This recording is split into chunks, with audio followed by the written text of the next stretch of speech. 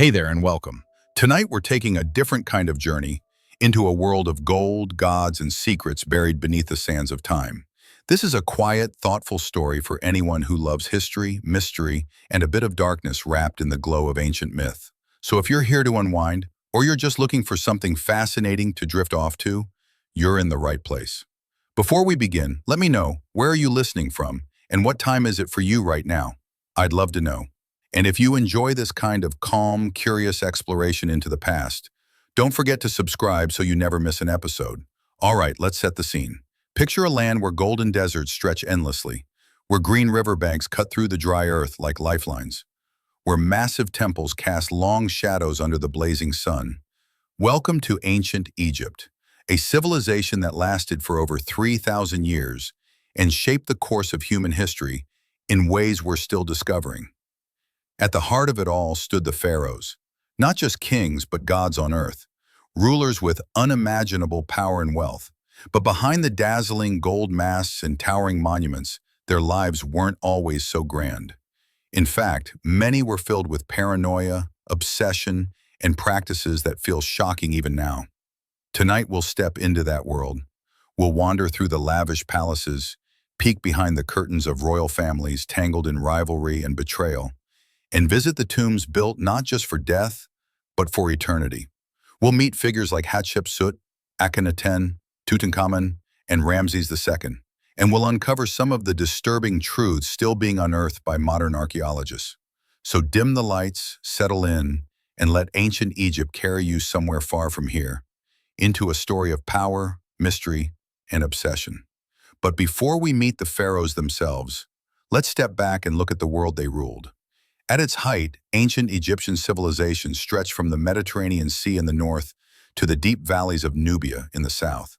It began around 3100 BCE when a king named Menes unified the separate tribes along the Nile into one kingdom. That river, the Nile, was Egypt's lifeblood, its rhythm, and its reason. Every year, its floodwaters would rise, soak the soil, and make the land bloom with life. That dependable cycle is what made Egypt one of the first great agricultural empires. With abundance came innovation.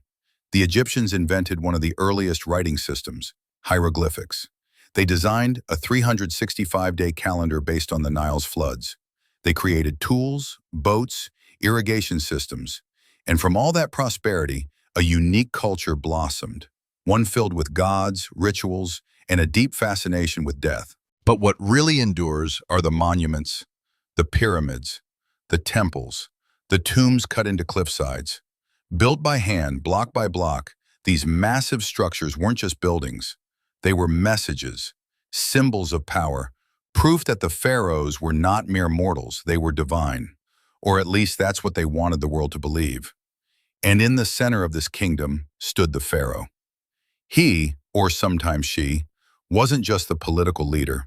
The pharaoh was the high priest, the war commander, the lawmaker, the face of the gods. He was the earthly embodiment of Horus, the falcon-headed sky god, and after death he became Osiris, lord of the underworld. His duty was to uphold Ma'at, the sacred balance of the universe.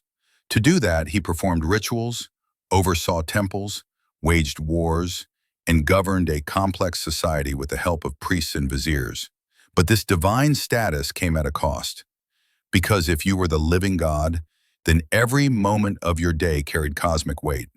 Every action, every ritual, every decision mattered, not just politically, but spiritually. The pharaoh's life was choreographed from dawn until dusk. He lived inside a world of symbols, superstitions, and sacred expectations. And that brings us to the pharaoh's daily life. Let's imagine it's around 1500 BCE. You're the pharaoh. You wake up in your palace in Thebes, sunlight spilling through carved stone windows. The sound of music, maybe harps or soft flutes, greets your ears before you even open your eyes. Servants move quietly through the corridors, barefoot, carrying trays of bread, dates, and honeyed wine for breakfast. Your morning begins not with coffee, but with a ritual cleansing. Priests pour sacred water over you. Your body is shaved smooth, not just for cleanliness, but to remove impurities. Your eyes are lined with dark kohl to protect against the sun. Perfumed oils are rubbed into your skin, Gold bands are fastened to your wrists. A crown shaped like a falcon rests on your head. You are being transformed into a god, not just in spirit, but in form. Once ready, your day begins with prayer. You go to the palace shrine, a sacred space filled with incense and carved idols. You offer food, wine, and words to gods like Ra, Osiris, and your own deified ancestors. You bow low. You speak ancient words.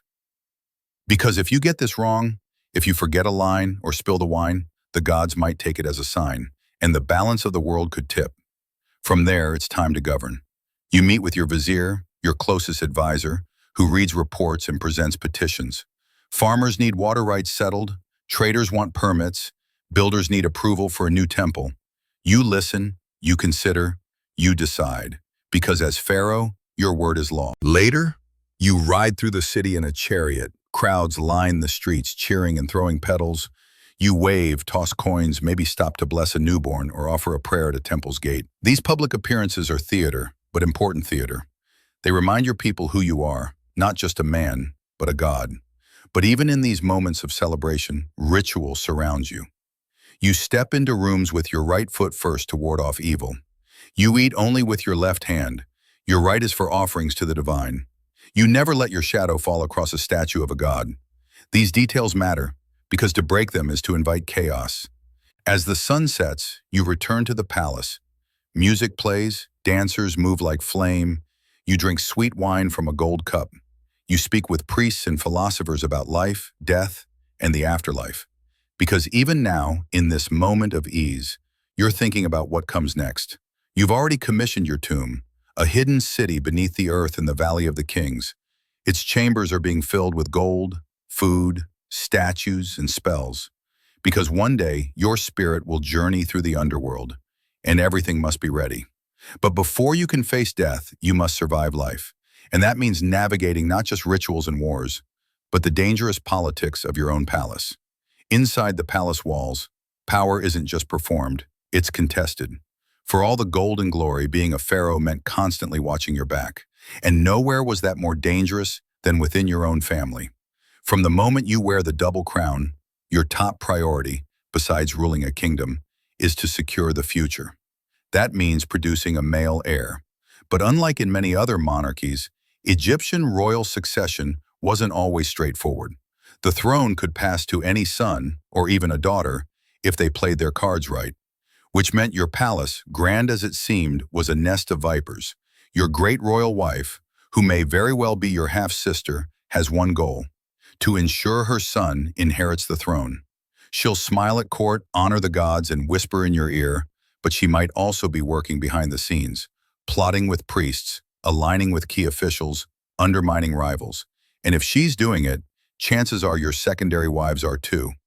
Ancient Egypt's royal court was more Game of Thrones than sacred ceremony. Power struggles weren't rare, they were tradition. Take Queen Hatshepsut.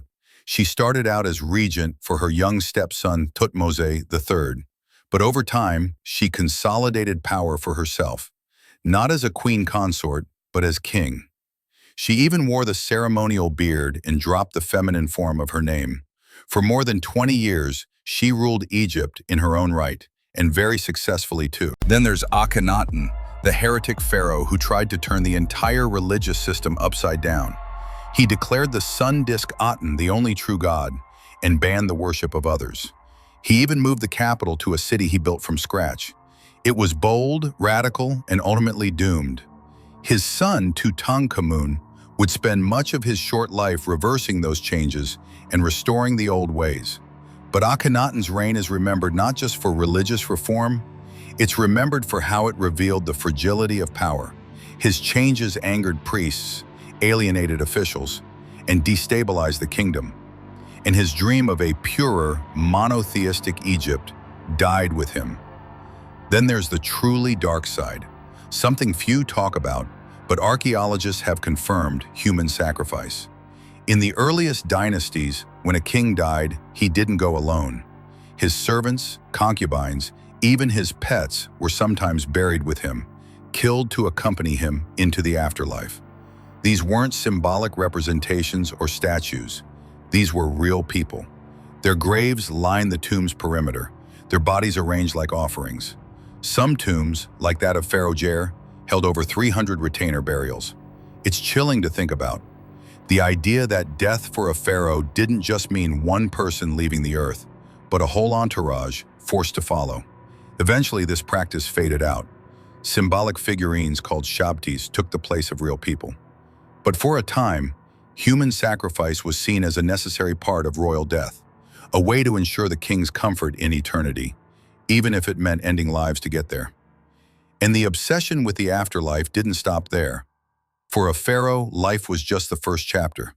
The real goal was to secure a glorious, eternal second act in the field of reeds, the Egyptian version of paradise. That's why so much effort, wealth, and labor went into tombs. A tomb wasn't just a burial site, it was a launch pad to immortality. Just look at Ramses II, Ramses the Great. He ruled for 66 years, fathered over 100 children, and filled Egypt with monuments to his own glory. Temples, obelisks, statues, many bearing his name, carved right over those of earlier kings. He wanted to be remembered forever, and he made sure of it. His mortuary temple, the Ramesseum, wasn't just a resting place. It was an entire complex, staffed by priests and filled with offerings, art, and even mummified pets. Some researchers even believe that upon his death, members of his harem were ritually killed so they could serve him in the afterlife. It's disturbing, but it also reveals something profound about the pharaohs. Their power wasn't limited to this world. They believed it followed them into the next. And everyone around them, from loyal courtiers to innocent pets, was expected to play a part in that journey. But not all pharaohs were tyrants. Some, like Tutmosis III, were brilliant military leaders. Others, like Amenhotep III, were refined diplomats and temple builders. Their reigns brought prosperity, cultural flourishing, and grand achievements in art, science, and architecture. Still, even the most celebrated rulers walked a thin line. The same power that elevated them could isolate them. When you're worshipped as a god, who do you trust? When you control life and death, how do you stay human? And yet, their legacy endures. Today, thousands of years later, we're still uncovering new secrets about these rulers. CT scans and DNA analysis have revealed health issues, inbreeding, and trauma that shaped their lives and deaths. Inscriptions and papyri continue to reveal court intrigues, foreign alliances, and even dreams they had. Take King Tutankhamun, for example. When his tomb was discovered in 1922, it wasn't the size that impressed. It was the untouched splendor inside. Over 5,000 artifacts, gold, ivory, perfume, clothing, food, even toys. All to serve a boy king who died around age 19. Among the treasures was his iconic golden death mask, now one of the most recognizable images in the world. But the real story is even more haunting. Tut's body showed signs of congenital disorders, likely caused by generations of inbreeding. He suffered from malaria, a broken leg, and likely walked with a cane. His reign was short and largely controlled by advisors. And yet, in death, he became immortal. Because that's the paradox of the pharaohs. They were mortal gods. Men and women caught between the earthly and the divine. Their lives were full of ritual and responsibility, luxury and loneliness, power and paranoia. And though many of them ruled with cruelty, they also left behind a civilization that still captures the imagination of the world. So, as we continue our journey into their world, keep this in mind. Behind every golden mask was a real face. Behind every colossal monument was a story of ambition, belief, sacrifice, and the quest to be remembered forever. Let's take a closer look at what it really meant to live a day in the sandals of a pharaoh. Because while the power was immense, the pressure was too. Imagine waking each morning not just as a man, but as a god in flesh, responsible not only for running a kingdom, but for holding the cosmos in balance. Every sunrise wasn't just the start of a new day, it was a divine renewal, a ritual affirmation that the world still worked because you were alive and in control. Your day would begin with purification. Priests would draw water from a sacred pool or bring holy water to cleanse you, body and soul. Bathing wasn't just hygiene, it was an act of spiritual alignment. Once cleansed, you'd be adorned in the finest linens, decorated with precious metals, each item layered with meaning. The crook and flail? They weren't just symbols, they told a story. The crook represented your care for your people, your role as shepherd. The flail showed your authority to discipline and protect. Together, they reminded everyone, including yourself, that your role was both nurturing and commanding. Even putting on the double crown, symbolizing the unification of Upper and Lower Egypt, was a loaded gesture. It wasn't just fashion, it was politics. It was theology. It was a claim to being the very axis of the universe. Then came your sacred obligations. As Pharaoh, you were also Egypt's high priest. You didn't just support the temples, you were the temple, in living form. Every morning you would perform rituals before the statues of the gods, bringing them offerings of wine, milk, incense, bread, and jewels. You didn't pray for your own well-being, you prayed for Egypt, for the Nile to flood, for the sun to rise, for the harvest to grow. In that sacred space, only you and the highest priests were allowed to see the gods' images. These weren't symbolic acts, they were believed to be literal interactions with the divine. Miss a step, speak the wrong words, present a flawed offering, and the cosmic order Ma'at could begin to unravel. After the rituals, your political duties began. Governing Egypt wasn't easy, even with a godlike status. You'd meet with your viziers, your chief advisors. They'd report on everything: trade negotiations, building projects, diplomatic alliances, court disputes. Egypt was a vast and complex empire, and it depended on your word. You'd receive foreign diplomats bearing gifts and tribute. You'd rule on cases of law, especially those involving land, taxes, or temple property. Your word was final, no court of appeal above you.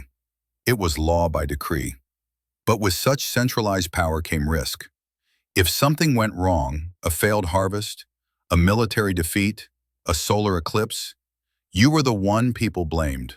Not the weather, not chance. You. Because if you were the bridge between the gods and your people, then failure meant the bridge was cracking. Even recreation served a purpose. You might hunt lions in the desert, not just for sport, but as a symbolic conquest of chaos. In artwork and public records, your kills would be exaggerated and mythologized, turned into propaganda, showing your strength and favor with the gods. You might also play Senet, a popular board game believed to mimic the soul's journey through the underworld. Winning the game wasn't just entertainment, it was a sign that you'd succeed in the afterlife. Meals were another blend of pleasure and ritual.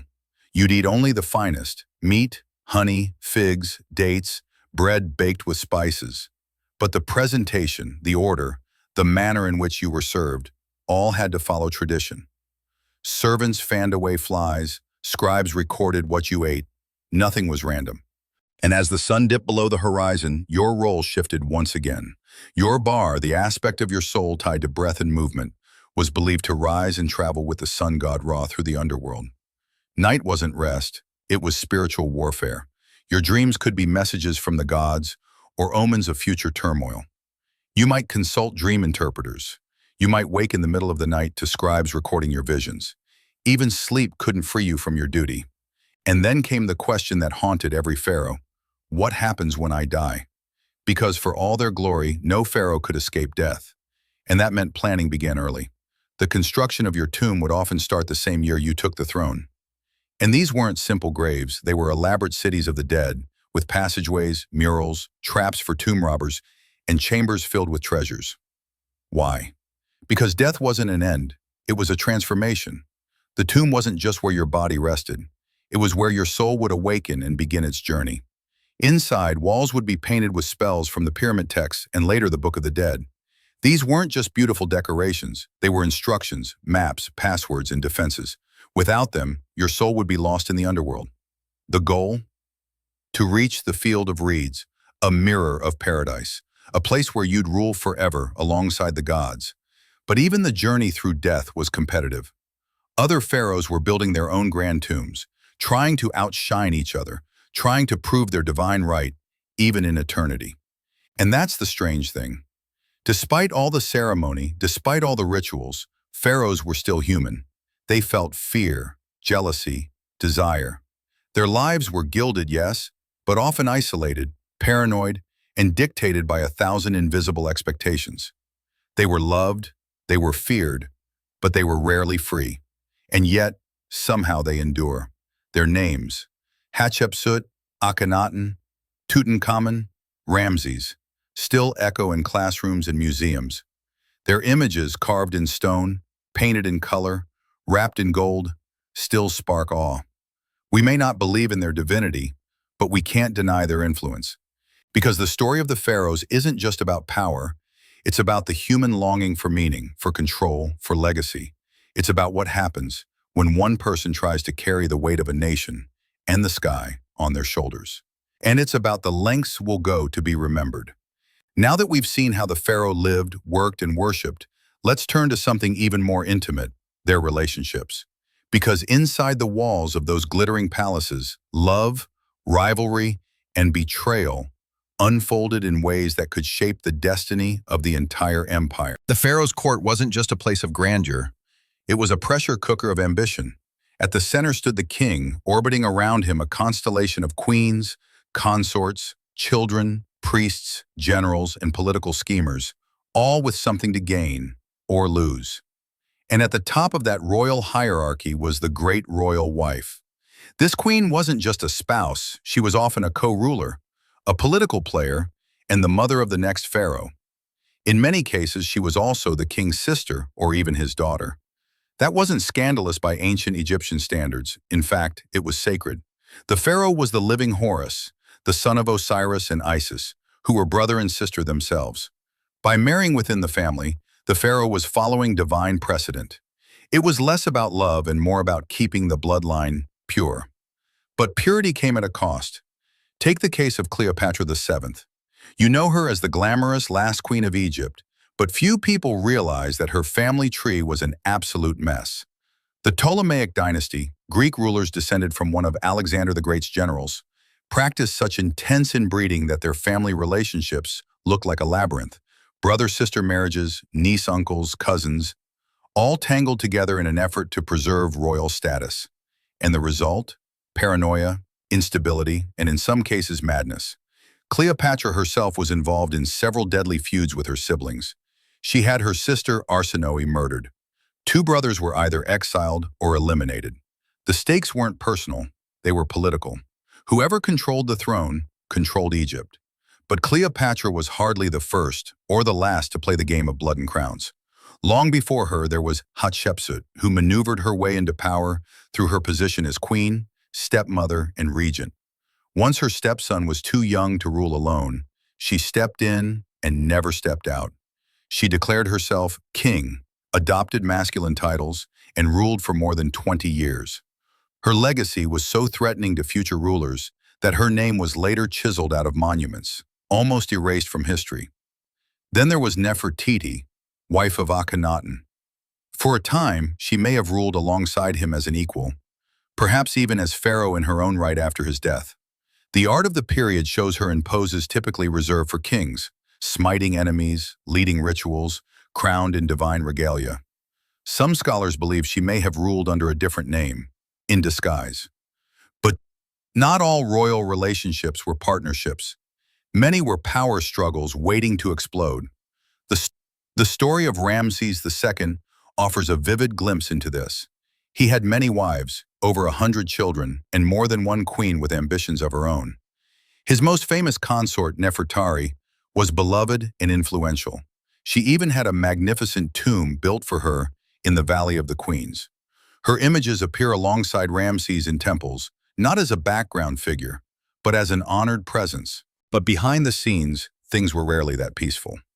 Rivalries between queens could be fierce, especially when it came to securing the throne for their children.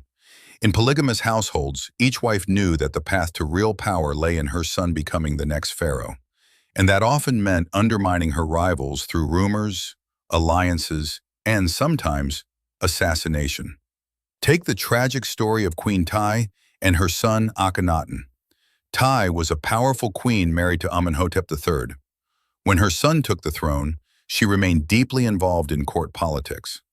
But his radical religious reforms put them all in danger, and the backlash he faced would haunt their family for generations.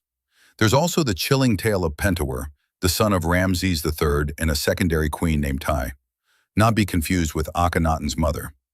When Ramses III was old and increasingly vulnerable, Queen Tai launched a full-blown conspiracy to place her son on the throne.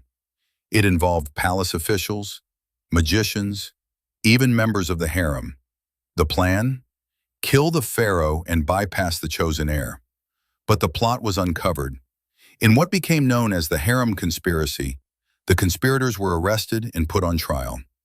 Ancient papyri record the proceedings, including forced suicides and brutal punishments. Pentuer, the would-be usurper, was forced to take his own life, a chilling reminder that even royal blood offered no protection when political games turned deadly. These stories aren't just scandalous footnotes. They reveal something deeper about the nature of power in ancient Egypt. While pharaohs were worshipped like gods, they were still human, surrounded by humans, each with their own ambitions and fears. And when your family is your court, the line between trust and treachery gets blurry fast. Even motherhood came with political consequences. A queen who failed to produce a male heir could find herself pushed aside. And if she did produce a strong, ambitious son, she might become the most powerful woman in Egypt, or find herself the target of jealous rivals. Beyond politics, these relationships shaped the legacy of the pharaohs in profound ways. Think of the art left behind. So many temple walls, statues, and tombs show the pharaoh flanked by his queens, daughters, or favored sons. But these images weren't just about love. They were messages, claims of legitimacy, divinely sanctioned power, dynastic unity. Even in death, the royal family was political. Who got buried next to the king? Who was honored with their own tomb? Whose name was preserved? And whose was erased? These weren't just personal choices. They were statements of status, legacy, and sometimes revenge. And perhaps nowhere is this clearer than in the Valley of the Kings. There, carved into cliffs, lie the tombs of rulers and their closest kin. Each one tells a story, not just of grandeur but of insecurity. Booby traps, false doors, hidden chambers. They weren't just trying to keep out robbers, they were trying to protect their eternity from anyone who might steal or desecrate it, including their own family. Because in ancient Egypt, your name had to survive for your soul to live on. And few things threatened that more than a royal enemy with a chisel. As we follow the pharaohs into their final resting places, a strange pattern emerges, one that reveals just how much they feared being forgotten. Because to an ancient Egyptian, death wasn't the end of the story. It was a transition, a perilous journey through the underworld where survival depended not just on who you were, but on what you were remembered for. And that brings us to the heart of one of Egypt's deepest beliefs. To live forever, your name must endure. That's why tombs weren't simply graves. They were legacies carved in stone, designed to outlast empires. Every wall was inscribed with your titles, your victories, your divine connections. Every statue was a backup body for your spirit, just in case your real one decayed. Every mural, a spiritual instruction manual for the next world. But even with all that care, death was still dangerous. The underworld, called Duat, wasn't a peaceful place. It was a realm filled with monsters, traps, and judgment. The journey began with a boat ride alongside the sun god Ra as he sailed through the night sky. Along the way, your soul had to face gates, guardians, and terrifying creatures like the soul-eating Ammit, a beast with the head of a crocodile, the body of a lion, and the hindquarters of a hippo. To survive, you needed spells, passwords, and the protection of gods. That's where the Book of the Dead came in. It wasn't a single book, but a collection of magical incantations designed to guide your spirit safely through the darkness. Rich Egyptians had them painted on tomb walls or written on scrolls and wrapped inside the mummy's linen. The most famous of these spells? The weighing of the heart. At the climax of your journey, you'd stand before Osiris, god of the dead. Your heart would be placed on one side of a scale. On the other side, a feather, the feather of Ma'at, goddess of truth and balance. If your heart was heavy with sin, it tipped the scale, and your soul was devoured by Ammit. No second chance, no afterlife, just eternal oblivion. But if your heart was light, if you had lived with justice and balance, you passed the test. And you entered the field of reeds, a heavenly mirror of Egypt where you'd farm, feast, and live in peace forever, surrounded by loved ones and divine blessings. It was a beautiful idea. but it placed enormous pressure on your legacy. That's why pharaohs obsessed over how they were remembered, why they built such massive monuments, why they rewrote history, why they sometimes erased their enemies, literally, from the walls of time. In ancient Egypt, to be forgotten was to truly die. And this obsession gave rise to one of history's most mysterious and awe-inspiring places, the Valley of the Kings. Hidden among the cliffs of western Thebes, this valley became the royal burial ground for Egypt's most powerful rulers during the New Kingdom period. Unlike the early pyramids, which were easy targets for tomb robbers, these tombs were designed to be hidden, concealed, protected. Still, even these were raided. Only one tomb, famously, was found intact in modern times, Tutankhamun's. When British archaeologist Howard Carter uncovered the young king's resting place in 1922, the world was stunned. Gold, jewels, statues, chariots, weapons, perfumes, even preserved food. Over 5,000 artifacts crammed into rooms barely large enough to walk through. At the center of it all, the now iconic golden death mask, a face crafted not just for honor, but for eternity. And yet Tut's story is a tragic one. He died around age 19, likely from a combination of malaria, bone disease, and a broken leg that became infected. His body showed signs of congenital deformities, possibly due to the inbreeding so common among royalty trying to preserve bloodlines. His reign was brief, his accomplishments few. Much of his time on the throne was controlled by powerful advisors. And yet, because his tomb was hidden from robbers for over 3,000 years, he became the most famous pharaoh of all. It's a strange twist of fate. While greater kings like Ramses II and Thutmose III were looted and forgotten for centuries, the boy king who barely ruled became the face of ancient Egypt in the modern world. That's the irony of legacy. It's never just about what you do. It's about what survives. And survival in the afterlife wasn't guaranteed.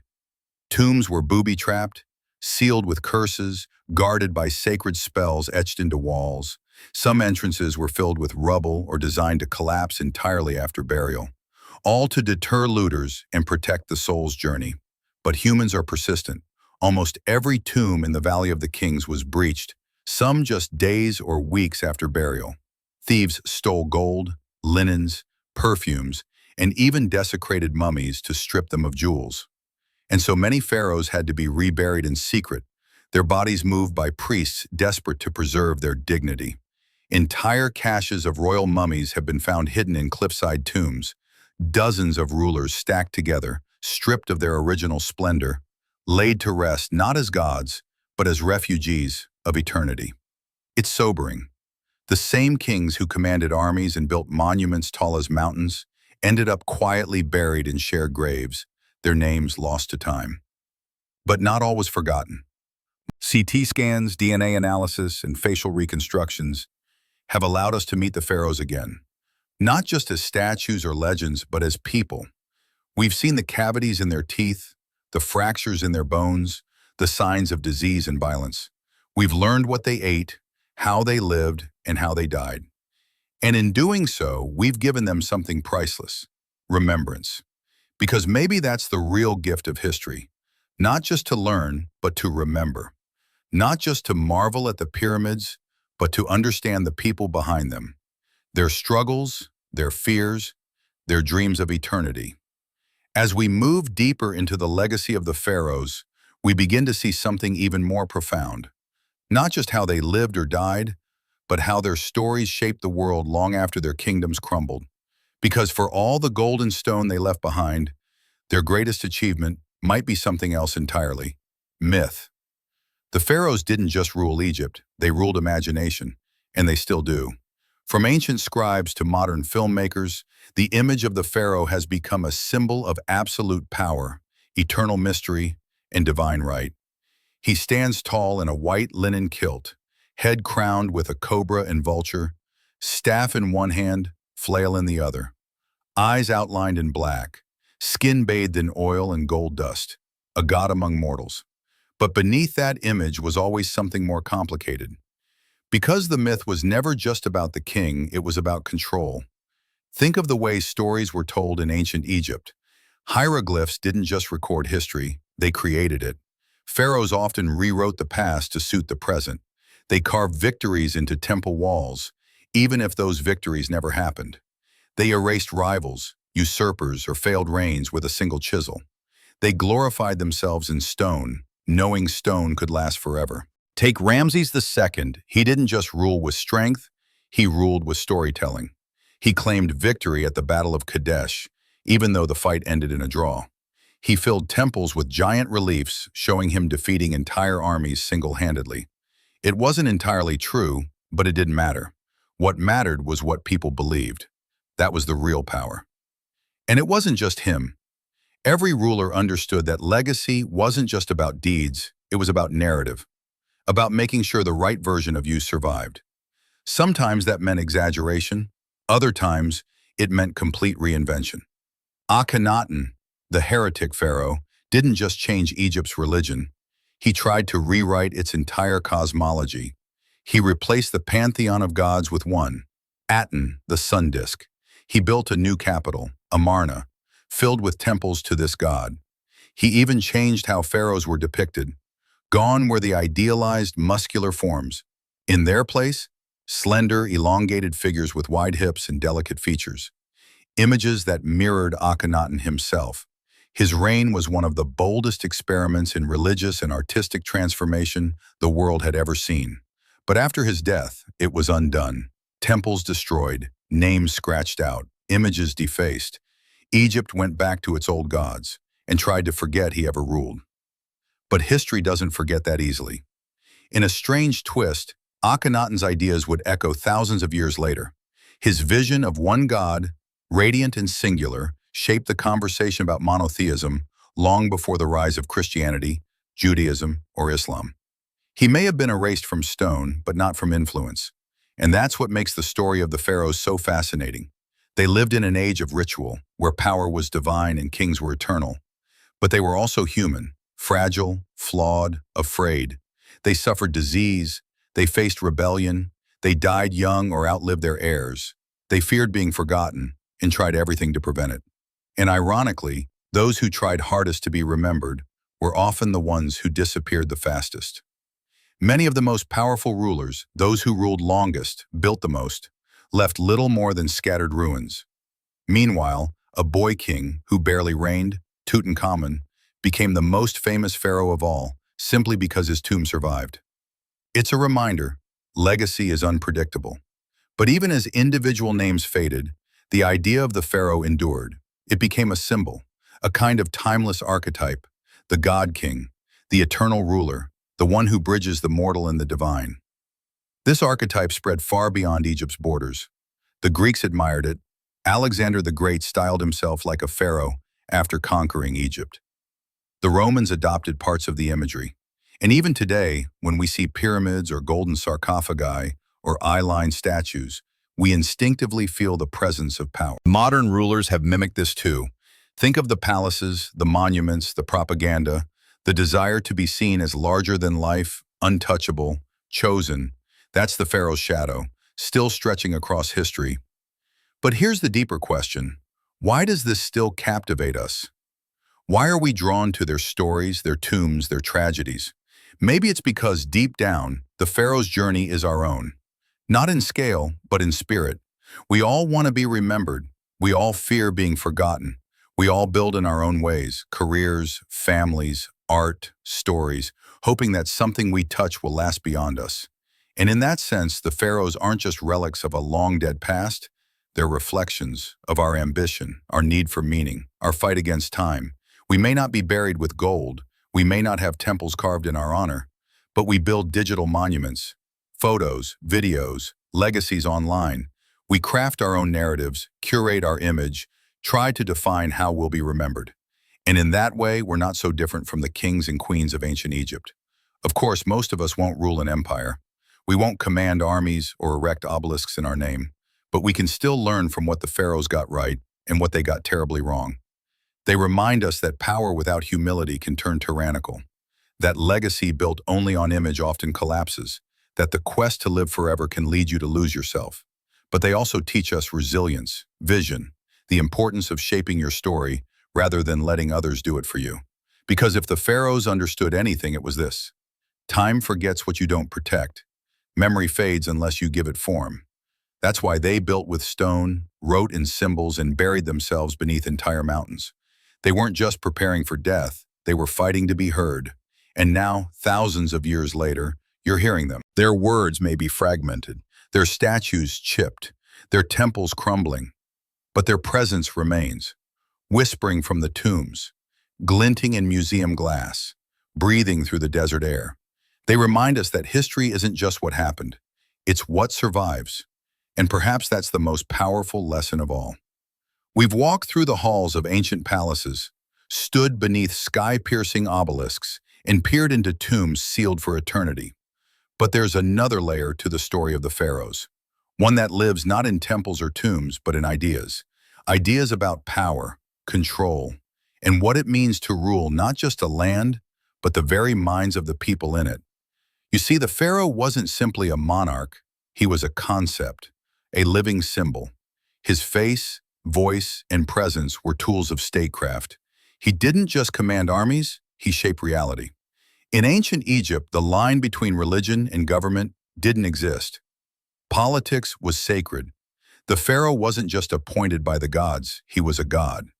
That meant every law he passed, every war he fought, every ritual he performed had cosmic weight. He wasn't just keeping order in the kingdom, he was keeping order in the universe. This idea is known as Ma'at, the principle of divine balance, justice, and harmony.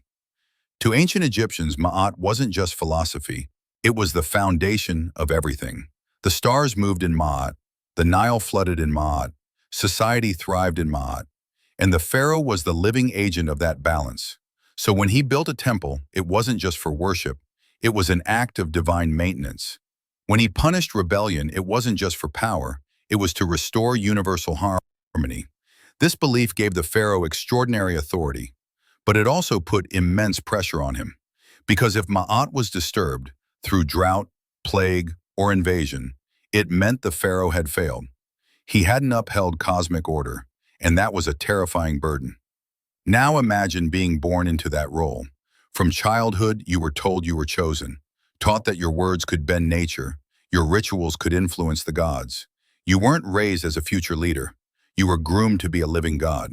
Your education began early: reading, writing, math, astronomy, theology. You'd learn how to recite sacred texts, how to perform complex ceremonies, how to speak not just as a ruler, but as the voice of the divine. You were constantly watched, measured, molded, and while the people bowed before you, you bowed before expectation. Because if you stumbled, if you said the wrong words in a ritual, failed to stop a rebellion, or lost favor with powerful priests, you risked more than humiliation. You risked cosmic disorder, chaos, the unraveling of Ma'at. That's why symbolism mattered so much. Take the false beard worn by male and female pharaohs alike. It wasn't a fashion choice, it was a visual cue. This is no ordinary person. The crook and flail weren't props, they were statements of divine authority. Even the placement of temples aligned with stars and seasons, reinforcing the sense that everything the pharaoh did was cosmically approved. But behind the grandeur there were limits, because while the pharaoh claimed divinity, he also depended heavily on an elite bureaucracy: scribes, priests, generals, and viziers. They kept the kingdom functioning, the temples funded, the armies trained. And if they turned against the throne, even a god-king could fall. That's why political savvy mattered as much as ritual purity. A wise pharaoh knew how to navigate court factions, how to balance temple power, how to reward loyalty and suppress dissent. The most successful rulers weren't just divine figures, they were master strategists. Hatshepsut, for instance, didn't just claim kingship, she justified it. She commissioned a story that traced her lineage directly to the god Amun, portraying her birth as divine. She flooded temples with offerings and launched ambitious building projects, including her stunning mortuary temple at Deir el-Bahri. She ruled for 2 decades, not through brute force, but by aligning herself perfectly with the sacred order. Ramses II understood the power of image better than anyone. He covered the land with his likeness, renamed cities after himself, and recorded victories, real or exaggerated, in every temple. He knew that the more the people saw his face, the more they would believe in his immortality. It was early propaganda on a divine scale. And then there's the flip side. Pharaohs who failed to master the narrative risked being erased from it. Akhenaten is the clearest example. His religious revolution disrupted not only spiritual life, but the entire political structure. By eliminating the gods of old, he stripped the powerful temples and their priests of influence. He centralized worship around himself, but once he died, his successors dismantled everything. His temples were torn down, his name chiseled out, his statues smashed, his memory cursed. This practice even had a name, damnatio memoriae, the condemnation of memory. It was a fate worse than death, because in Egypt, to be forgotten was to be denied the afterlife. But some stories refused to be buried. Centuries later, archaeologists unearthed Akhenaten's city, pieced together the shattered statues, translated the strange new hymns he wrote to Aten, and in doing so, they resurrected a man who tried to reshape the gods and paid the price. So what can we learn from all of this? Maybe it's this: true power isn't just about control, it's about narrative, about what people believe when they see your face, hear your name, read your story. The pharaohs understood that better than anyone. They built identities as carefully as they built temples. And they weren't just shaping stone, they were shaping legacy. And in many ways, we still do the same. We craft resumes, we edit our photos, we build digital footprints, we post our wins and hide our losses, not just to survive, but to be remembered in a certain way. To leave behind a version of ourselves that feels eternal, even if it's filtered. That's the echo of the pharaoh, not the gold or the glory, but the deep human need to be seen, to be known, to matter. And maybe that's why we're still drawn to them, not because they were gods, but because they were trying so hard to be more than just men and women. They were trying to cheat death, not with magic, but with meaning. And that's something we all understand. So far, we've explored the grandeur of temples, the burden of power, and the careful crafting of legacy. But there's one more piece to this story, perhaps the most haunting of all. It's the part that wasn't written on temple walls or sung in sacred hymns. It's what the sand tried to bury, the secrets, the scandals, the silent collapse of something once thought eternal. Because empires, no matter how mighty, don't last forever. Ancient Egypt lasted for over 3,000 years, longer than any modern nation-state. But toward the end, the cracks in its foundation began to show. Not all at once, but slowly, quietly, like a river eroding the banks it once made fertile. Let's go back to the twilight years of the pharaohs, the late period. This was a time of foreign invasion, shifting alliances, and desperate attempts to preserve an identity that was slipping away. The dynasty system, once strong and clear, had fractured. Civil wars erupted. Power passed from hand to hand. Egypt was ruled not just by Egyptians, but by Libyans, Nubians, Assyrians, Persians. Each new ruler tried to present themselves as a legitimate heir to the throne of the gods. Some even adopted traditional Egyptian titles, built temples, and worshipped the old gods, because they knew the symbols mattered. But behind the rituals, things were changing. The economy was weakening, tombs became smaller, less elaborate, art became more symbolic, less detailed. The priesthood gained power, sometimes eclipsing the pharaoh altogether. Instead of one divine king, Egypt became a land of competing interests. Military leaders, religious factions, foreign governors, and then came the Greeks. In 332 BCE, Alexander the Great arrived in Egypt. To the surprise of many, he was welcomed. The priests declared him a son of Amun. He respected their traditions, left their temples intact, and even founded a new city, Alexandria, at the edge of the Mediterranean. After his death, his general Ptolemy took control of Egypt, and so began the Ptolemaic dynasty, a Greek family ruling as Egyptian pharaoh. It was a strange mix. Greek language, Egyptian religion, Macedonian rulers dressed like Horus. Cleopatra VII, the last pharaoh, was a product of this blending. She spoke multiple languages, embraced both her Egyptian and Greek heritage, and worked relentlessly to preserve her kingdom's independence. But the world around her was changing fast. Rome was rising. Its influence, its military, its ambitions, none of it could be stopped. Cleopatra tried everything: alliances, marriages, diplomacy, even love. Her relationships with Julius Caesar and later Mark Antony weren't just romantic, they were political lifelines. But in the end, nothing could save Egypt from being swallowed. After Cleopatra's death in 30 BCE, Egypt became a Roman province. The pharaohs were no more. The temples fell silent, the sacred rituals ceased, and the land of gods became just another outpost of empire. So, how does an empire that seemed eternal come to an end? Historians point to many causes: economic decline, foreign conquest, internal division, climate change, shifting trade routes. But there's also a deeper, more human explanation: belief. The pharaohs ruled not just through armies and gold, but through belief.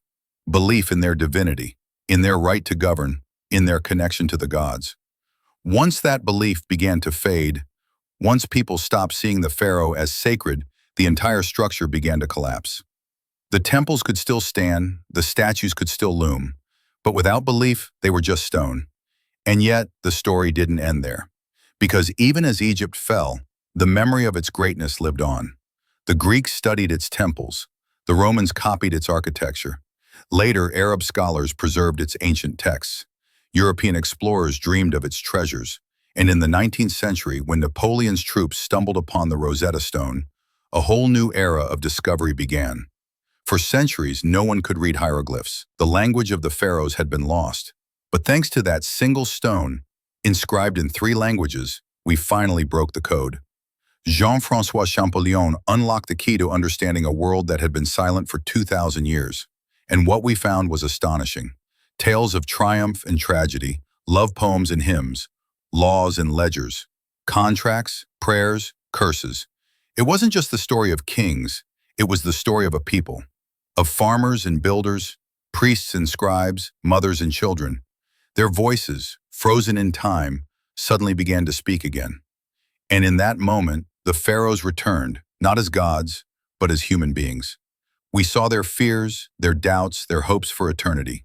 We understood their rituals not as strange customs, but as reflections of a very familiar need: to make sense of the world, to connect with something larger than ourselves, to leave something behind. That's why, even now, we still walk the ruins in awe.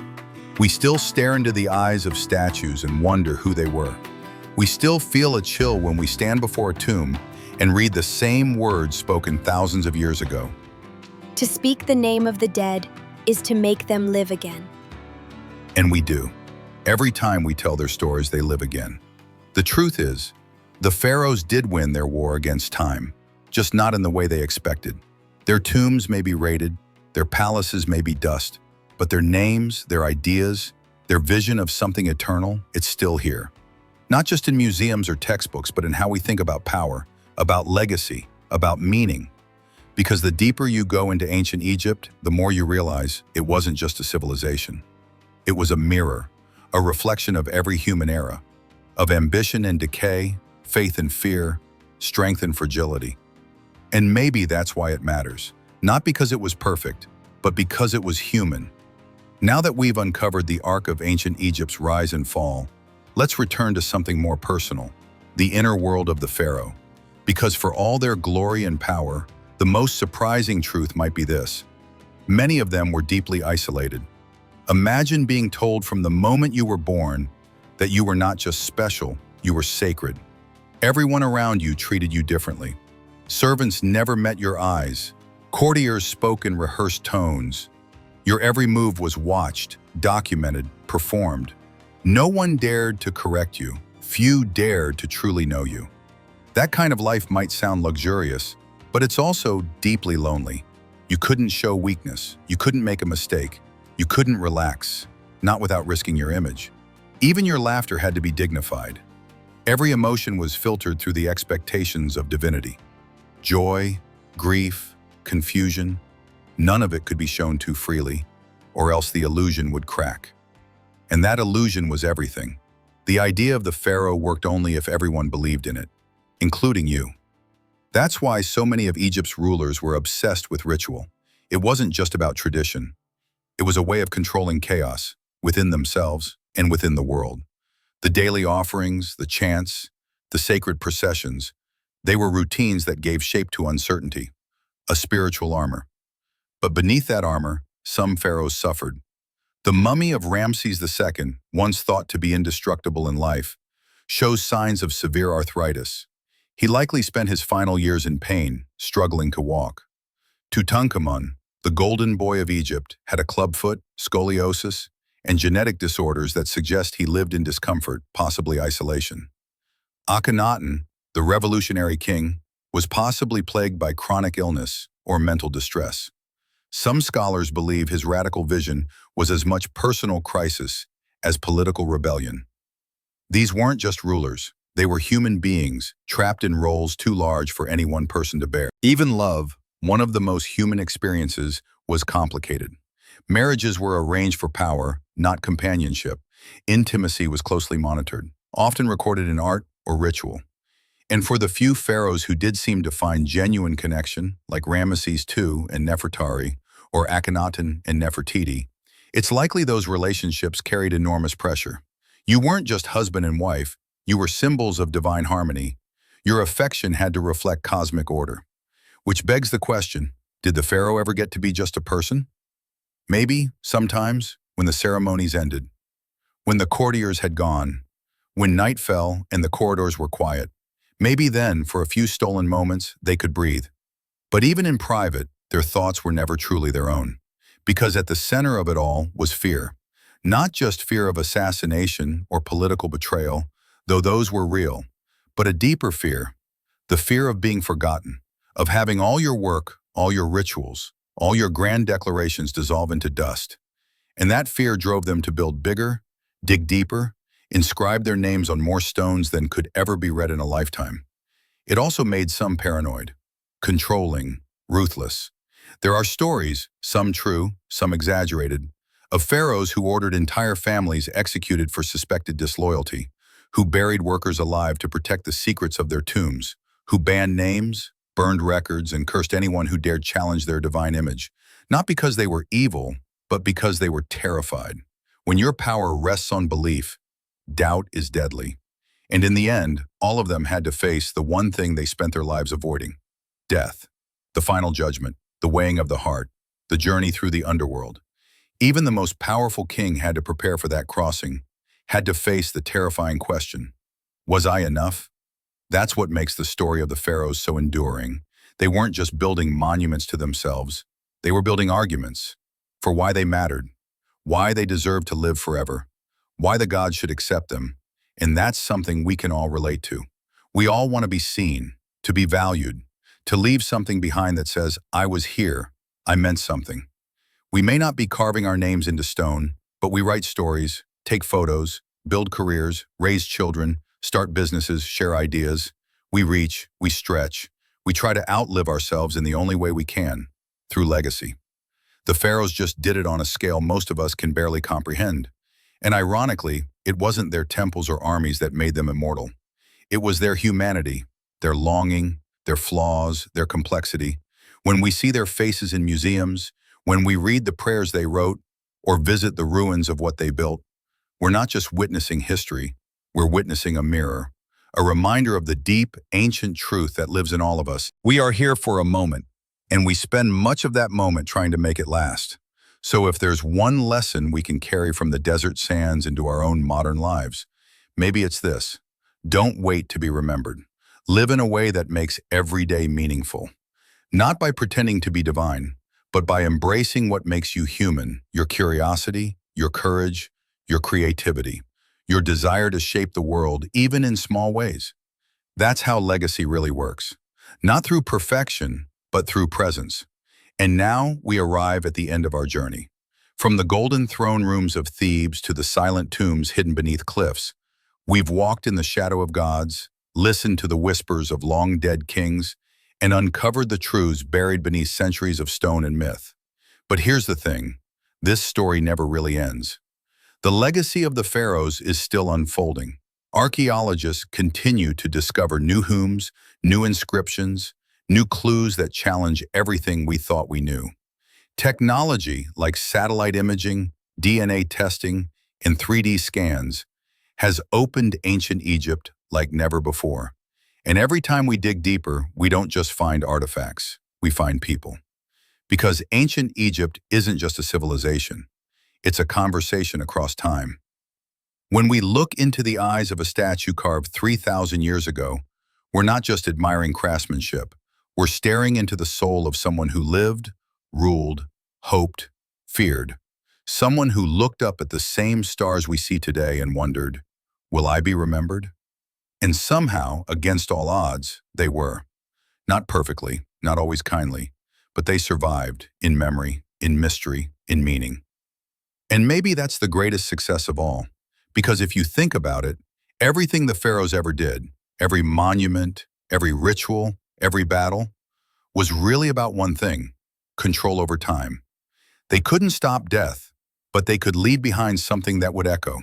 A pyramid that pierced the sky, a name carved 1,000 times, a tomb filled with light and gold and prayers, all designed to say, I was here, I mattered. And don't we all want that, in our own way? We don't need to build pyramids to be remembered, because we do know what you love them. But we can build a life that speaks long after we're gone. A life rooted not in fear, but in purpose. Because unlike the pharaohs, we live in a world where we don't have to be born into power to make an impact. We can choose our values, our voice, our direction. That's the beauty of looking backward. It helps you move forward more consciously. So what can we take from all of this? 1. Legacy is built, not granted. You don't need royal blood to leave something meaningful behind. You build legacy through action, through how you treat others, through what you create, what you stand for, what you teach, what you protect. The pharaohs had armies and temples. We have stories, art, kindness, ideas. They're different tools, but they serve the same purpose: to ripple outward, across time. 2. Power without purpose crumbles. Many pharaohs ruled with force, but the ones we remember best are those who ruled with vision, who built not just for glory but for meaning. Ramses built cities, Hatshepsut opened trade routes. Akhenaten, flawed as he was, dared to imagine a new spiritual world. Their legacies lasted because they reached beyond themselves. 3. The world doesn't remember perfection, it remembers courage. Not every decision the pharaohs made was wise, not every reign was just, but they dared to try. They dared to create. They left records of failure, of reinvention, of humanity, and that's why we can still learn from them. 4. Eternity isn't about time, it's about impact. The truth is we all live short lives compared to the desert, the stars, or the stone temples left behind. But that doesn't mean we're insignificant. On the contrary, what we do now echoes further than we think. The smile you give someone today, the story you share, the risk you take, the boundary you break. That's how you leave your mark. You're not just a name on a page, you're a voice in a long, powerful story. And just like those who came before us, you get to decide what your chapter says. The pharaohs may have ruled with gold and godhood, but the real power was never in their crowns. It was in their choice to act, to shape their world instead of simply surviving in it. And you, here and now, have that same choice. You don't need to be born in a palace to carry yourself with purpose. You don't need a monument to live meaningfully. And you don't need to wait to be remembered. Because the people who truly change the world aren't waiting for permission. They're writing their stories now. So maybe that's how we carry the spirit of the pharaohs into today, not by copying their empires, but by embodying their will to matter, to build things that last, not in stone, but in soul, to live every day not as a god, but as someone who knows how short life is and dares to make it meaningful anyway. So as we close this story, ask yourself, what kind of legacy are you building? What story are you telling with the time you have? What will echo long after you're gone? Because the sands will shift, the cities will crumble, the years will pass. But if you live with intention, if you speak truth, create beauty, fight for meaning, then part of you will live on. Not in temples, but in people. And that is true eternity. Thank you for walking this path with me. If this story moved you or made you see history in a new light, consider subscribing. We have more to explore, more stories to awaken, more truth to uncover. Until then, take care, stay curious, and never forget, your story matters too.